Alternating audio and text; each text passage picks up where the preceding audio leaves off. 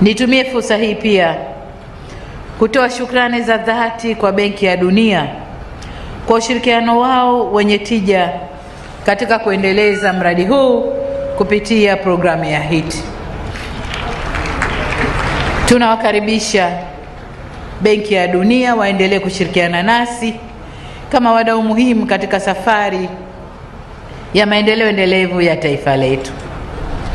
Kwa hiyo kama ulivyoomba Mheshimiwa Mkuu wa Chuo na Rais Mstaafu, kama kutakuwa na awamu ya pili ya mradi huu wa HIT, na kama sio awamu ya pili, basi mradi tu maalum utakao tupatia fedha za kumaliza yale tuliyoyaanzisha. Kwa sababu majengo ni jambo moja, nilikuwa nanong'ona na Waziri wa Elimu Mkenda kwamba majengo ni jambo moja, lakini vifaa vya kuweka kwenye kampasi tunazozijenga, walimu, wahadhiri na mambo yote mengine, bado fedha inahitajika. Kwa tutajitahidi kutumia ndimi zetu kuwashawishi Benki ya Dunia na wadau wengine watupatie fedha ili tukamilishe yale tuliyoyaanza.